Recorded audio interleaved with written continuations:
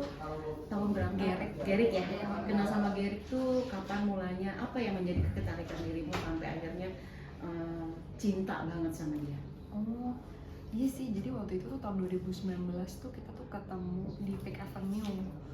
Jadi aku lagi kerja, terus disamperin lah sama dia sama temennya, dikenalin, terus kita ngobrol-ngobrol, cocok, terus kita jadi sering chattingan, ditemenin kerja juga, terus dia juga sering antar jemput, terus ya biasalah kayak hubungan pada umumnya ya, dia banyak suka ngirimin makanan, ngirimin bunga, terus juga sering ngajakin pergi, ya pada umumnya aja sih Kak. Jadi deket, akhirnya kita pacaran, terus dia juga sering nemenin aku kemana-mana, ngajakin pergi makan, terus kita keluar kota sama-sama, keluar negeri sama-sama, terus sampai 3 bulan itulah yang dia akhirnya dia ngaku kalau misalkan dia itu kena HIV. Itu sebelum nikah kan? Sebelum nikah. Ada pengakuan itu? Ada pengakuan itu. Terus kenapa sampai akhirnya dirimu tuh menerima gitu? Dengan apakah karena tadi cinta, apa karena tadi sosok dia yang mungkin pengusaha kaya atau seperti apa gitu?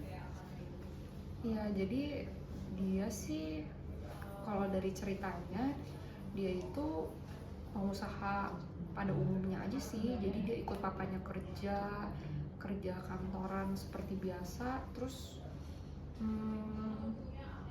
ya aku sih saat itu tulus cinta sama dia, terus dia baru ngaku kalau dia itu HIV, terus dapat dari mantan pacarnya 6 tahun sebelum dia ketemu sama aku kan. Terus waktu dia cerita itu dia sambil nangis gitu loh, dia juga sangat waktu dia cerita itu dia sambil nangis karena dia takut aku nggak bakal terima kondisi dia gitu loh. Terus dia juga cerita kalau misalkan dokternya dari Singapura itu bilang kalau dia tuh tetap bisa punya keluarga, jadi gimana gitu loh, kamu mau terima aku atau enggak? Kalau kamu bisa terima ya aku mau nikah sama kamu, dia ngomong kayak gitu. Waktu itu sih aku shock, aku coba kasih beberapa hari untuk mikir gitu loh kalau aku mau terusin ini atau enggak. Pasti aku pikir karena dia selama 3 bulan itu sangat baik sama aku dan hubungan kita bener-bener baik, ya finally aku ambil keputusan ya aku terima dia apa adanya. Apa yang membuat kamu yakin gitu dengan dia kejujurannya dia dengan adanya suatu penyakit yang itu kan penyakit menular dan membahayakan gitu ya? Apa sih yang dia yakinin sama kamu, kasih yakin dan kamu mau nerima gitu? Karena sih aku juga research tentang penyakit tersebut di internet dan tanya-tanya ke dokter juga kan. Ternyata sih emang sebenarnya HIV itu tuh sebenarnya emang bisa di maintain gitu loh. Jadi kalau misalkan emang di handle sama dokter yang terbaik dan rutin minum obat, sebenarnya emang bisa punya keluarga gitu loh. Jadi emang aku juga lihat hasil tes labnya dia, viral loadnya dia tuh emang udah undetected. Jadi kalau misalkan emang rutin minum obat, habis itu juga lifestyle-nya dia bagus, tetap bisa punya keluarga. Keluarga kan pasti ketika akhirnya keluarga pihak kamu maupun pihak laki-laki Gerik ini sendiri, ketika adanya pernikahan dengan kondisi ada penyakit ini, kamu tuh juga jadi wanita yang diagungkan gak sih? Maksudnya mau menerima kondisinya dia, tapi akhirnya di belakang itu semua justru kamu akhirnya imbas dampaknya kamu yang hadapi sekarang malah buruk gitu. Jadi waktu itu sih kondisinya aku nggak kasih tahu pihak keluargaku kalau misalkan Gerik itu kena HIV. Jadi aku cuman aku nggak kasih tahu keluargaku, jadi aku cuman ngomong ke orang tuanya Gerik kalau misalkan aku terima dia, dan seharusnya sih memang begitu ya, cuman mereka nggak menghargai aku aja sih. Kak, ini kan ada sempat berita juga bahwa mantan suami itu kena penyakit menular ini dari salah satu yang kabarnya grup girl band yang memang sudah dekat jauh sebelum kenal sama kamu, itu bener ya? Iya benar. Sosok wanita ini kamu kenal nggak? Aku nggak kenal sih, dia cuman ini sih cerita dari mantan suami, cuma kan belum tentu benar ya, soalnya aku juga baru dapat informasi dari temen dekatnya yang zaman kuliah kalau mantan suami itu memang ternyata sebelumnya waktu zaman kuliah itu memang suka main perempuan, jadi belum tentu dapatnya ini dari artis tersebut gitu loh, tapi dia cerita sama aku sih dari artis ini. Sempat kaget nggak? Sempat searching nggak sih cewek ini? Kamu sempat nyari nggak? Ini siapa sih orang ini? Dan pasti kan mantan suami Ceritanya kan? iya, aku sempat searching juga sih. Ketika kamu punya anak, ada nggak menurut anak sudah diperiksa totally semuanya? Iya sudah periksa, jadi kan akunya aman, jadi pasti automatically anak juga aman. Nah ketika ada penyebabnya lagi yang dirimu sampai akhirnya dipisahkan oleh anak, ini ada strategi dari mantan, dirimu kena penyakit bipolar itu sendiri, dan itu awal permasalahannya kan seperti apa? Jadi kan awalnya itu karena tekanan dari rumah tangga dan mertua juga, aku tuh akhirnya ngecek ke psikiater kan, karena kondisiku memburuk secara psikis, jadi aku tertrigger bipolar disorder. Lalu juga dari konflik-konflik rumah tangga sampai perselingkuhan, sampai aku ada percobaan untuk bunuh diri, akhirnya aku dimasukin sama mereka ke rumah sakit jiwa.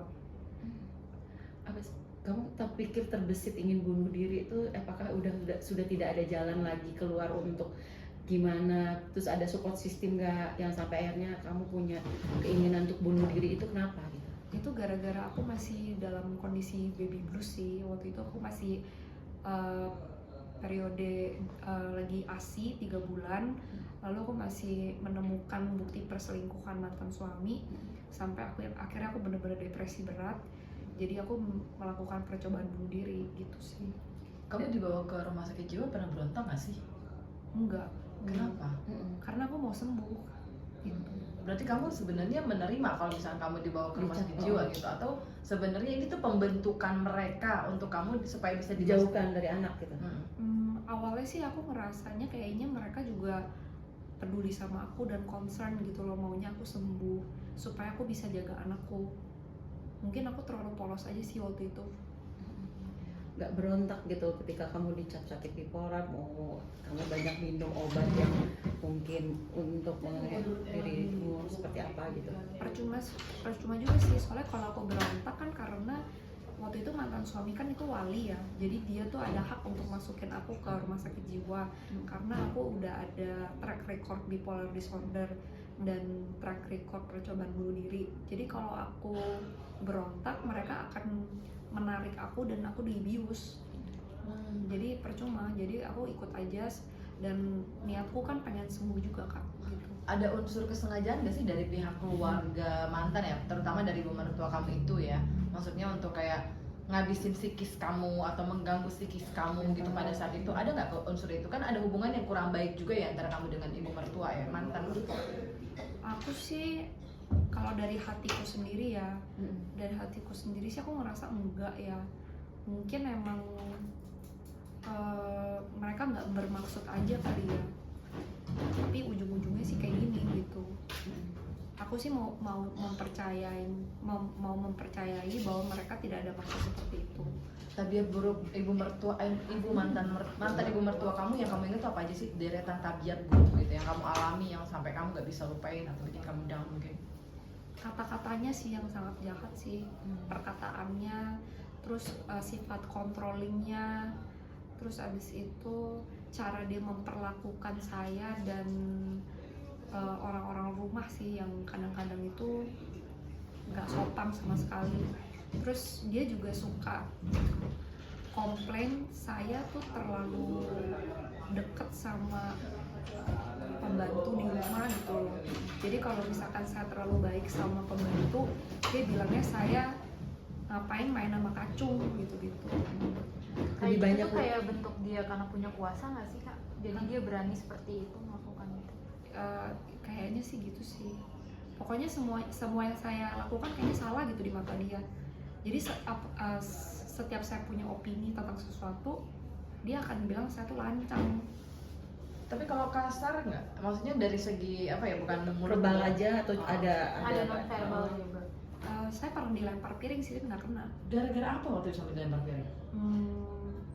Dia lagi marah sama pembantu, tapi nggak lempar ke saya sih, dia kayak sebel, terus dia lempar piring depan saya gitu.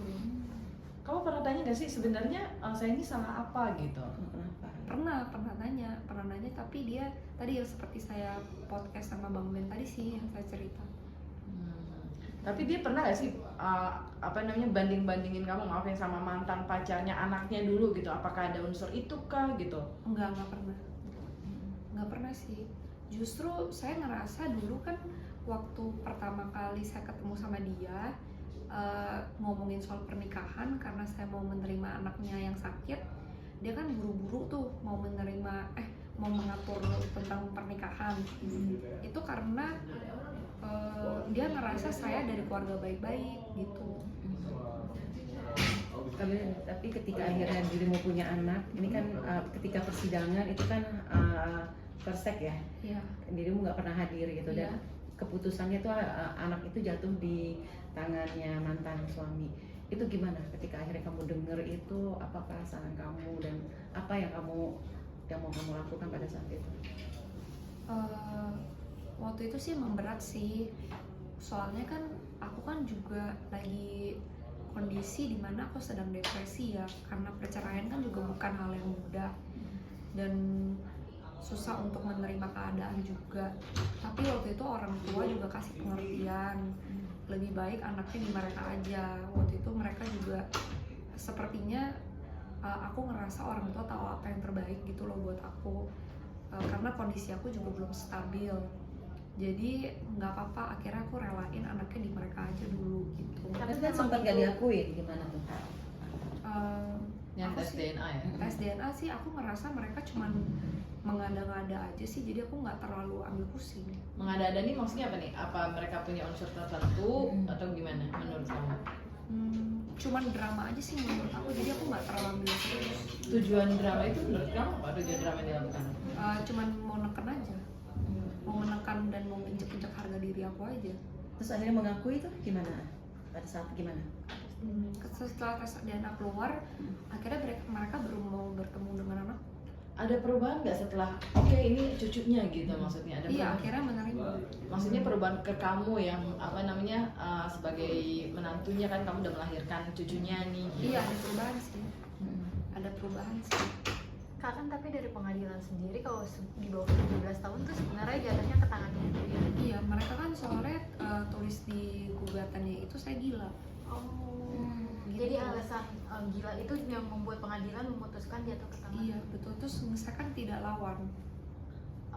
Jadi Nggak saya ada benar-benar banding ya nggak ada setelah banding, itu saya ya. benar-benar nggak datang. Pada saat itu tahu nggak sih kalau rekam medis yang diambil atau diminta dari kakak untuk jadi bukti atau gimana? Iya, mereka ambil bon rekam medis dari rumah sakit jiwa.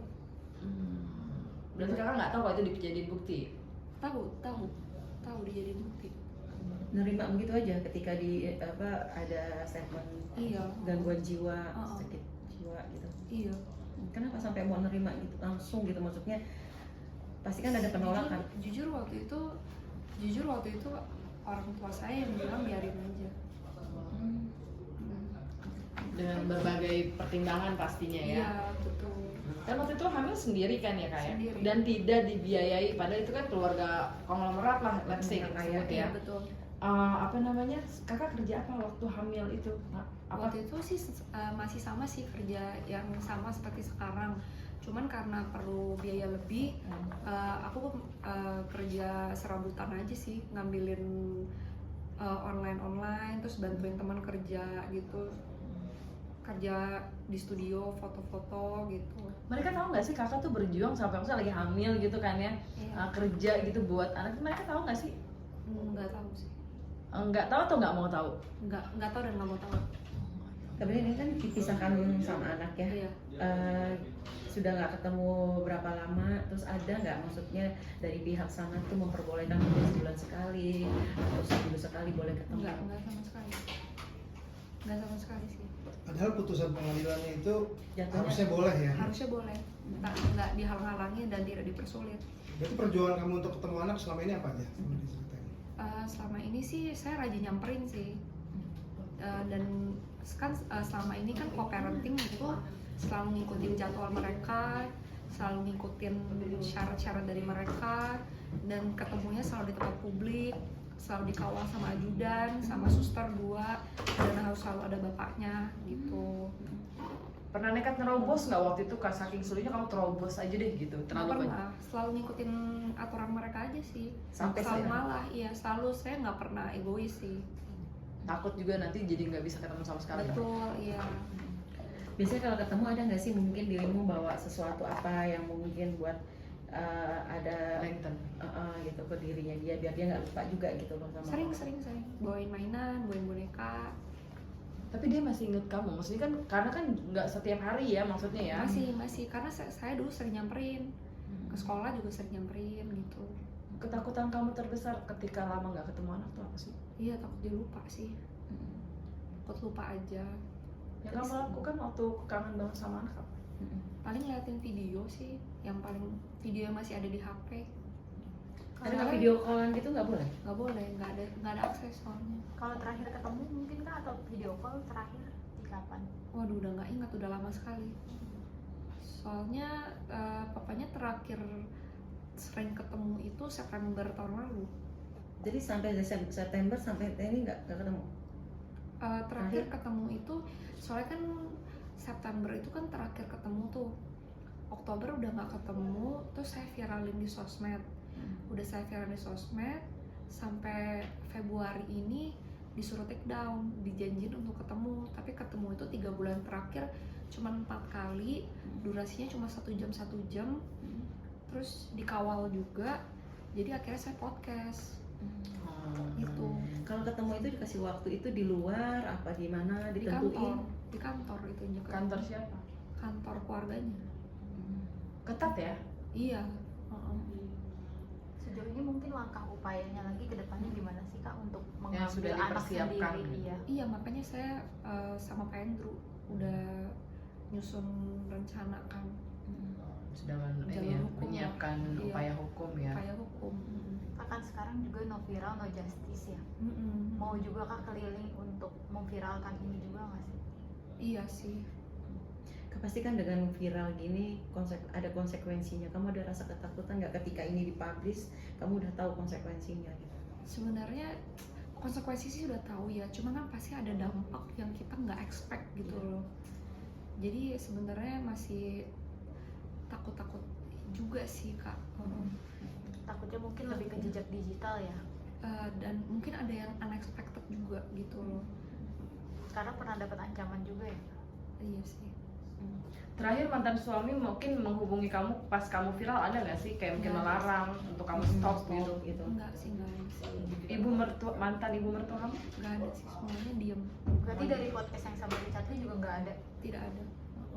Kan waktu itu kan di take down tuh sebelumnya podcast juga terus dijanjikan 3 bulan. Iya. Dijanjikan pertemuan. Heeh. Kalau nanti nih dia menjanjikan lagi, kamu mau take down lagi nggak? Enggak. Nggak ya, yakin ya, Iya. nggak bakal terbuai lagi. Karena udah dijanjiin terus-terusan, ujung-ujungnya sama aja. Ujung-ujungnya disusahin. Kamu ngerasa ada kayak ngerasa diawasi gitu kayak dibayangi rasa ketakutan gitu nggak sih?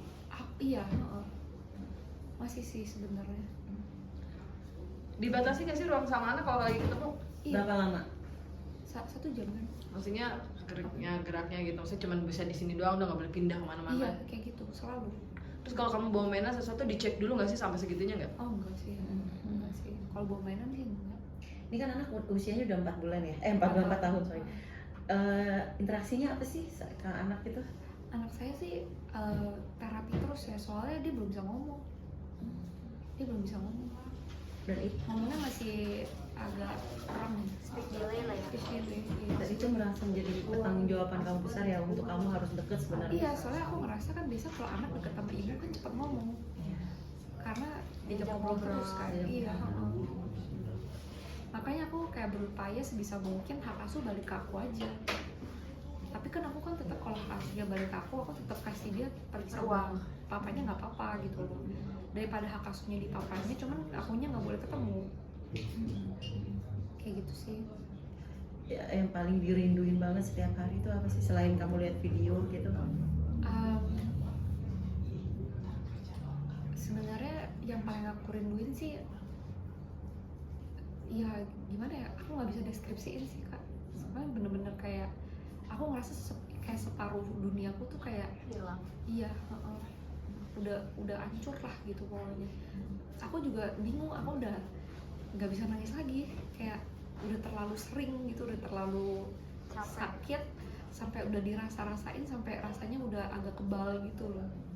Untuk menghubungi ketemu sama anak itu prosesnya harus ketemu siapa dulu, kayak gitu nggak? Iya kayak gitu.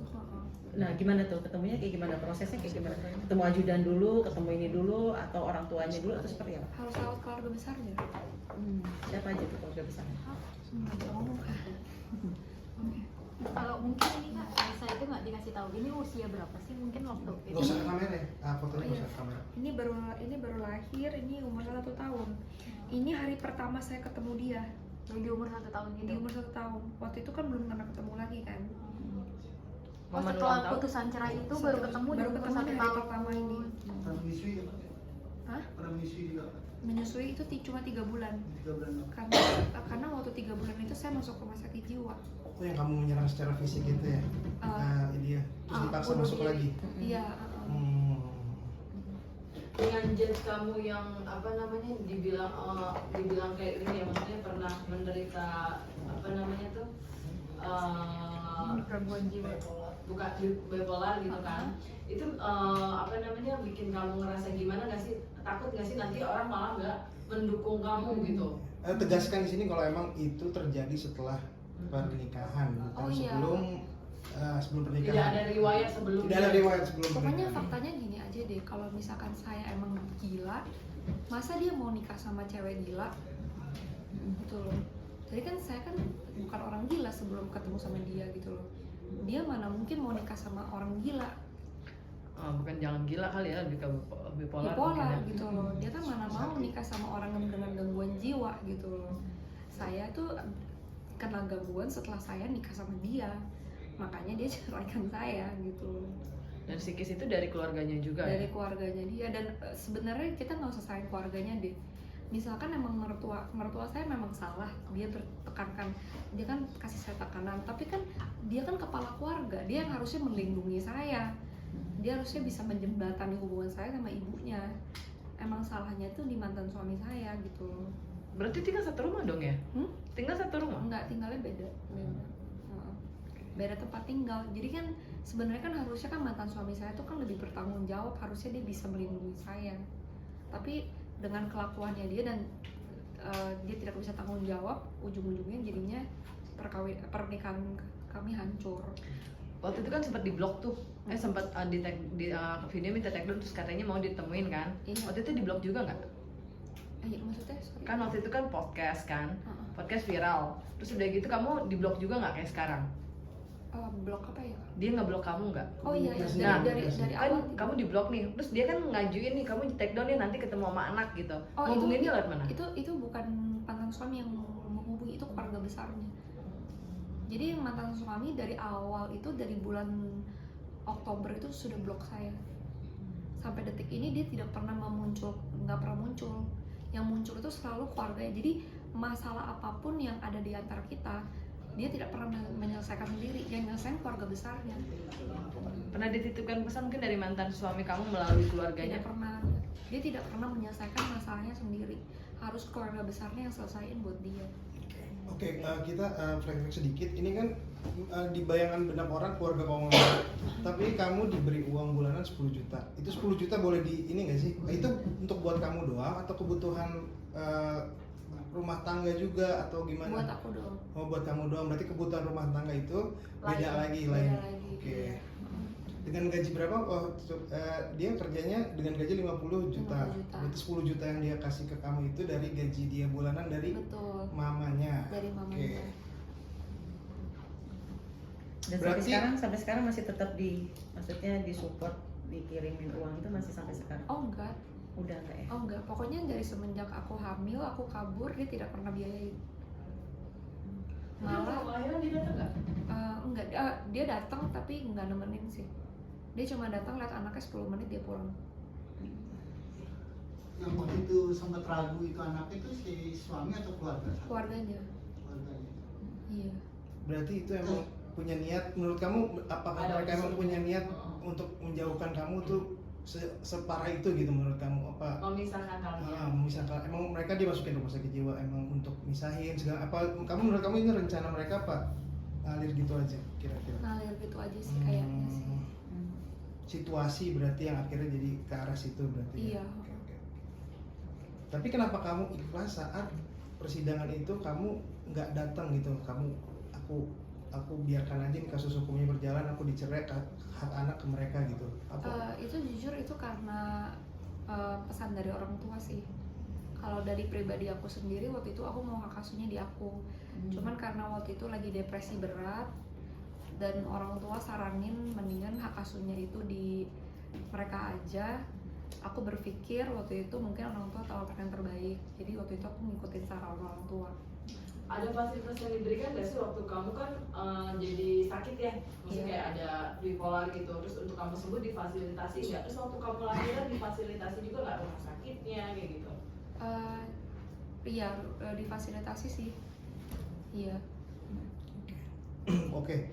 Misal kita bayangkan kalau dia nonton, kamu mau ngomong apa ke dia? Dan Harapan kamu ke depan untuk Hukumnya perjuangan ya? sendiri. Untuk apa ya, sorry? Iya, pesan kamu Pesan untuk mantan mantan suami. suami ketika dia Terus, melihat ini Iya, semua, terus agar dia harapannya ke terbuka depannya pikiran, gimana hati. pasti terbuka hati. Yang kamu inginkan apa gitu? Nggak ada sih kak. Ya. Harapan kamu ke depan berarti untuk kasus ini?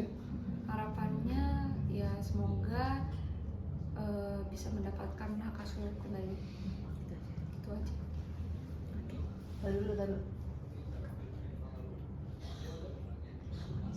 Oke. Kamu terakhir terapi dan kondisinya gimana dari yang sekarang? Aku kemarin baru ketemu sama psikolog sih. Hasilnya Sejauh ini gimana? Hasil psikolog. sejauh ini udah stabil. Udah stabil, makanya juga kamu pede untuk maju terus ya, maksudnya untuk perjuangin ini ya. Iya. Tetap minum Obat obat. tetap ya, tetap terapi juga, tetap ke psikolog juga. Kadar minum obatnya yang mungkin tadinya intens satu hari berapa kali dan sekarang udah Udah turun. Udah turun. Iya, udah oke sih. rutin. Rutin. Oke. Oke, sip.